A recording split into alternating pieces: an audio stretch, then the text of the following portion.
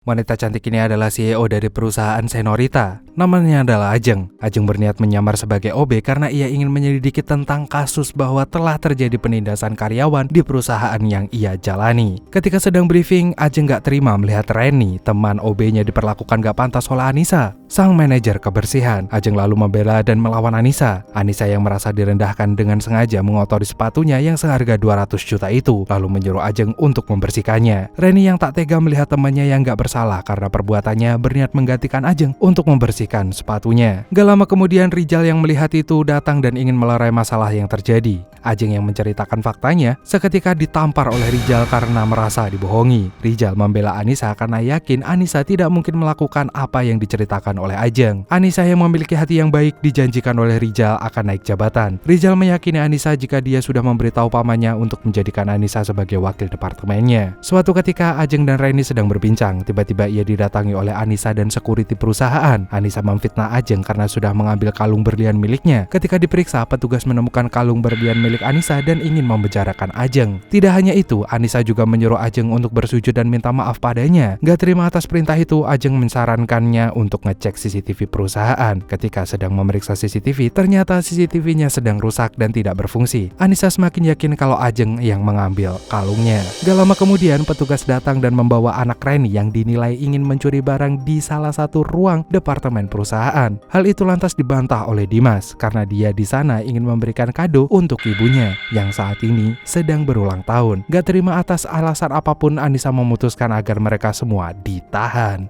Agus yang mendengar percakapan itu menanyakan apa yang telah terjadi. Anissa pun menjelaskan bahwa di dalam perusahaan kita ada komplotan maling. Agus yang mengetahui itu memerintahkan petugas untuk ngusir mereka. Dimas gak terima karena difitnah. Dia lalu membela dan melawan Agus. Agus yang melawan Dimas balik membuat anak Reni mengalami luka yang serius. Ajeng yang melihat hal itu sontak menyalahkan Agus dan memaksanya untuk bertanggung jawab. Tetapi Agus yang merasa memiliki kekuasaan dan materi memberi penawaran untuk Reni jika ia berani fitnah Ajeng, biaya pengobatan sepenuhnya akan diberikan. Mau gak mau, Reni pun melakukan perintahnya.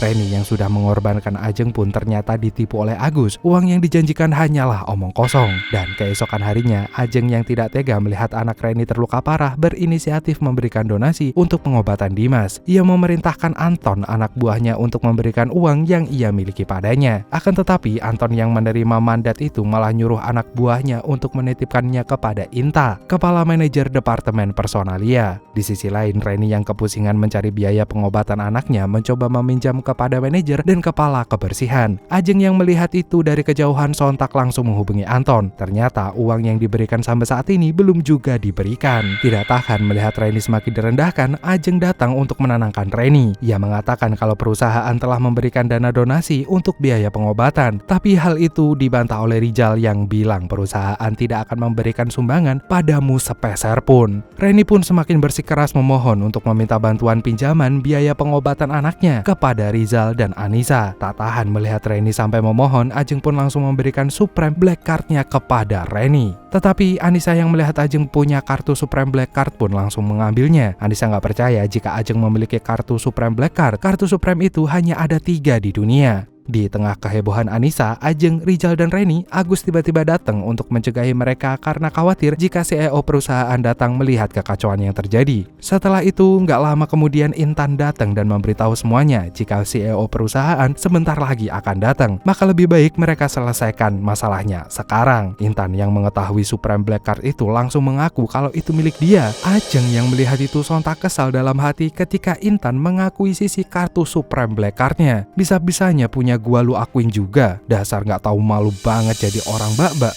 Anissa, Rizal, dan Agus yang mengetahui kartu itu milik Intan langsung membenarkan semuanya. Karena mana mungkin seorang OB bisa punya kartu Supreme Black Card. Ajeng yang tidak mau kalah langsung menantang Intan untuk mencari tahu siapa pemilik asli kartu itu dengan menelpon bank. Tentu aja Intan gak berani dan langsung mematahkan kartu Supreme itu. Anjir. Di tengah perdebatan semakin sengit, Ajeng nyeletuk menyuruh Intan untuk mengembalikan uang donasi perusahaan pengobatan milik Dimas. Rijal yang mengetahui hal itu menanyakan kebenaran donasi tersebut. Reni semakin khawatir dengan keadaan anaknya, langsung memohon Intan untuk meminjamkan uang. Di tengah permohonan Reni yang tidak sengaja menarik-narik tasnya, Intan membuat kartu ATM donasi itu jatuh keluar. Ajeng mengetahui kebenaran itu dan dia terpaksa menahan untuk membeberkan siapa dia sebenarnya karena Ajeng masih ingin menyelidiki lebih jauh siapa saja tikus-tikus kantor di perusahaannya tersebut. Setelah perdebatan panjang itu, tiba-tiba Reni mendapat telepon dari rumah sakit kalau anaknya semakin kritis. Setelah mendapati anaknya yang semakin kritis, Reni dan Ajeng pun bergegas pergi ke rumah sakit. Dan di tengah perjalanan dia bertemu dengan Anton yang mengatakan kalau biaya rumah sakit udah dibayar olehnya dengan uang pribadinya. Anton bilang kalau Dimas sudah ditangani dokter untuk dilakukan operasi. Sorenya Ajeng berbicara sama Anton. Ajeng pengen Anton ngurusin dia agar naik jabatan dari staf OB menjadi staf departemen personalia. Keesokan harinya Ajeng yang sudah dipindahkan ke departemen personalia bertemu dengan Anissa. Ternyata berkat usaha Rijal yang berbicara ke pamannya buat memindahkan jabatan Anissa juga berhasil. Ajeng yang melihat meja kerjanya kotor merasa kesal. Reni yang gak sengaja melihat itu berniat langsung untuk membersihkan mejanya. Ternyata semua itu adalah ulah dari si iblis Anissa. Ia kesal karena kini Ajeng dan Anissa sudah satu departemen. Gak terima sama pernyataan itu, Anissa pun semakin ngaco dengan menendang tong sampah yang ada di sana. Ajeng yang melihat itu sontak langsung nyuruh Anissa buat membersihkan semuanya. Anissa menolak dan mengancam Reni untuk membersihkannya karena jika tidak Reni bakal dia pecat. Mau gak mau Reni pun menuruti perintah si Anissa. Ketika sedang sibuk mengacau, seketika Intan pun datang. Ajeng yang heran Intan tidak pernah datang pagi ke kantor seketika bingung. Di situ Intan bilang kalau hari ini ia ada pemilihan karyawan terbaik, jadi kalian jangan mengacau. Oh, jadi ini toh alasan lu datang pagi.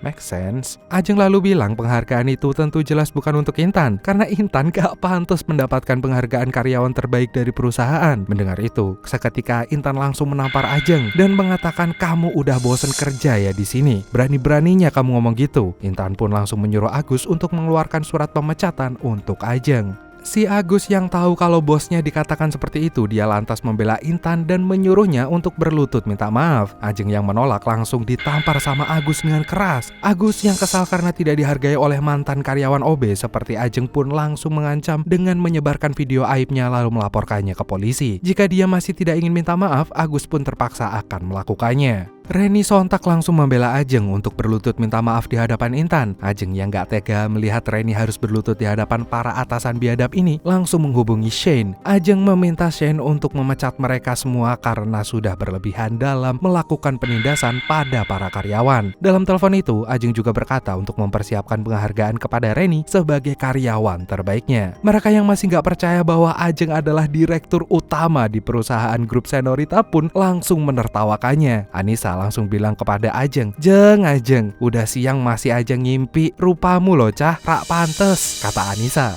Agus yang sudah kesal memanggil security dan langsung menyuruh menangkap Ajeng. Ketika Ajeng ingin dibawa, Andre yang merupakan kepala departemen pengembangan tiba-tiba datang. Ternyata si Mas Andre ini datang membawa penghargaan karyawan terbaik atas amanah dari Direktur Shane. Akan tetapi penghargaan yang seharusnya diberikan kepada Reni itu malah dikasih ke Intan. Andre bilang ke Intan setelah diberikan penghargaan karyawan terbaik, jangan lupa transferannya ya. Ajeng yang melihat itu pun kesel dengan ucapan Andre. Dre, suara dalam hatinya. Setelah itu, Intan pun nyuruh Agus berniat melaporkan Reni dan Ajeng ke polisi karena pernah mencuri perhiasan dan merusak barangnya. Salah satu karyawan yang mengetahui itu langsung membela Ajeng dan Reni. Dia adalah Yuni. Yuni dulunya adalah seorang kepala departemen personalia yang diturunkan jabatannya oleh Intan. Kalau ada atasanmu yang mukanya kayak Intan gini, enaknya diapain yo? Pukulin dasar sih. Ternyata dari tadi si Yuni ini merekam atas perlakuan Intan yang dilakukan kepada Ajeng dan Reni. Yuni menyuruh Intan untuk membebaskan Ajeng dan Reni, jika tidak dia akan melaporkannya ke polisi untuk memenjarakan Intan. Namun bukannya takut atas hal tersebut, Intan malah berkata, ya elah, dia ini kan cuma OB dan staf karyawan baru biasa. Mana berani mereka melawanku? Ih. Intan lalu menyuruh Agus mengambil paksa HP Yuni. Atas kejadian itu, Intan pun memecat Yuni karena terlalu ikut campur dengan urusan atasan. Mendengar Yuni dipecat, Ajeng langsung menampar Intan dengan sangat keras. Mamam tuh. Dan setelah kejadian itu, Intan langsung mengusir mereka semua dari perusahaannya. Di luar kantor Senorita, Reni cemas jika dipecat ia tak bisa membiayai pengobatan anaknya. Mendengar kecemasan itu, Ajeng menenangkan jika dia bisa membantunya untuk membiayai pengobatan si Dimas. Gak lama kemudian, Reni mendapat telepon kalau Dimas udah sadarkan diri. Mendengar itu, Ajeng menyiapkan supirnya untuk mengantarkan Reni ke rumah sakit. Yuni yang sadar akan ada Direktur Shen di situ seketika kaget. Ajeng memperkenalkan Yuni kepada Shen kalau dia adalah mantan kepala personalia yang diturunkan jabatannya oleh Intan. Kemudian Ajeng meminta Yuni untuk bercerita selengkap-lengkapnya atas kasus yang sering terjadi di perusahaannya itu. Di ruangan Direktur Ajeng, Yuni bercerita kalau apapun bisa Intan lakukan asalkan ada bayarannya, mau naik jabatan ataupun menurunkan jabatan seperti Yuni. Yuni yang dinilai tidak ingin bekerja sama dengan Intan, makanya dia diturunkan jabatannya oleh si Intan. Mendengar itu, Ajeng pun mengumumkan kalau dia akan menghadiri acara tahunan perusahaan yang di mana acara tahunan sebelumnya dia belum pernah menghadiri. Ajeng juga bilang kalau di acara tahunan nanti dia akan mengumumkan pemecatan Intan dan memberikan penghargaan kepada Reni sebagai karyawan terbaik di perusahaan Senorita. Mendengar hal itu, Shen dan Yuni pun langsung setuju. Saya pun juga setuju Mbak Ajeng, aku padamu pokok.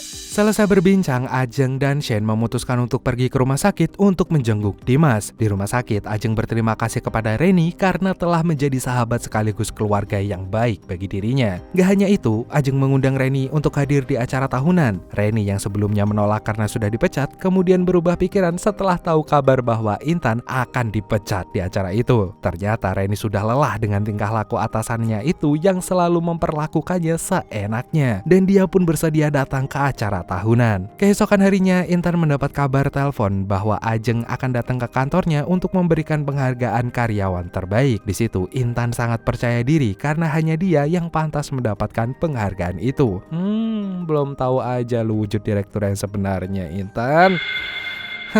Dasar penjilat lu. Gak lama kemudian, Kevin, anak kandung Intan, datang melapor bahwa teman sekolahnya sangat nyebelin. Kevin tidak ingin satu sekolah dengan anak miskin. Dia lantas meminta mamanya untuk mengeluarkan anak tersebut. Besoknya, Ajeng mendapat kabar kalau Reni tidak bisa datang ke sekolah untuk mengambil rapot. Dia meminta Ajeng untuk datang menggantikannya, dan Ajeng pun lalu menyetujui hal itu. Ternyata di sana Dimas dan Kevin merupakan teman satu sekolah. Di saat Kevin mendorong Dimas, terlihat Ajeng yang datang menghampiri mereka. Di situ Dimas bilang kalau Kevin telah merubah nilai rapotnya. Dimas yang seharusnya ranking 1 berubah jadi ranking 2 akibat ulah dari Kevin. Dimas mengatakan kalau Kevin mengubah nilainya. Tidak terima dengan fakta tersebut, Ajeng pun minta lembar jawaban milik Kevin. Kevin yang tidak tahu harus jawab apa tiba-tiba dihampiri oleh Bu Yanti. Kevin pun memfitnah Dimas kalau dia baru saja dicelakai oleh Dimas. Astagfirullah, anak sama emak gak ada bedanya. Elek kabeh. Dimas yang tak bersalah pun membela dirinya. Dia bilang Kevin telah berbohong. Tapi Bu Yanti yang sudah sangat amat percaya sama Kevin begitu saja langsung menolak mentah-mentah pernyataan Dimas. Guru macam apa kau ini? Ternyata alasan dari guru ini lebih percaya pada Kevin karena orang tua Kevin merupakan salah satu investor besar di sekolahnya, sedangkan Dimas orang tuanya hanyalah seorang karyawan petugas kebersihan. Di situ Bu Yanti lantas menyuruh Dimas untuk minta maaf kepada Kevin. Dimas yang tidak merasa bersalah pun menolak melakukannya. Karena hal itu, Bu Yanti pun memutuskan untuk mengeluarkan saja Dimas dari sekolah ini. Seketika itu, mau gak mau Dimas minta maaf pada Kevin. Di situ Kevin menyuruhnya untuk bersujud minta maaf. Mendengar itu, Ajeng menahan Dimas untuk tidak melakukannya dan meminta Yanti sang guru memanggil kepala sekolah. Yanti yang menolak perintah tersebut terpaksa menghubungi Shen untuk mencari kepala sekolah agar memecat Yanti. Di luar sekolah, Shen yang sedang menunggu Ajeng tiba-tiba dihampiri oleh seorang pria. Dia adalah Rusdi. Rusdi ini merupakan seorang finance dari rekan perusahaan Senorita. Ternyata Rusdi ini banyak mengenal soal Shen. Dia juga sudah beberapa kali mengajukan kerjasama perusahaan dengan Senorita, tapi selalu ditolak. Shen pun lalu bilang bahwa dia ingin mencari kantor kepala sekolah tempat Ajeng menjemput. Rusdi yang tahu letak kantor kepala sekolah tersebut menawarkan untuk menemaninya. Di saat keadaan semakin kacau, tiba-tiba Intan datang menjemput Kevin. Di situ, Yanti dan Kevin bohong kepada Intan. Dia tetap mengatakan bahwa Dimas yang masih bersalah. Ajeng lantas menyuruh mereka untuk mencari tahu kebenarannya melalui CCTV. Jika Ajeng dan Dimas benar, maka mereka semua akan dilaporkan ke kantor polisi. Mendengar pernyataan itu, mereka bertiga pun sontak terdiam sepi. Mamam tuh. Setelah itu, Bu Yanti memutuskan untuk menyudahi masalah yang terjadi dan mengusir Dimas dan Ajeng pergi dari sekolahnya. Gak ingin pergi begitu aja, Ajeng menanyakan hal kenapa Dimas bisa menjadi ranking 2. Di situ Yanti menjelaskan bahwa Kevin memiliki hal nilai sosial yang lebih tinggi daripada Dimas. Bingung dengan perhitungan nilai sosial, Yanti menjelaskan kalau mamanya Kevin baru saja menyumbangkan dana 500 juta dana pendidikan di sekolah tersebut. Oleh karena itulah Kevin memiliki nilai sosial yang jauh lebih tinggi daripada Dimas.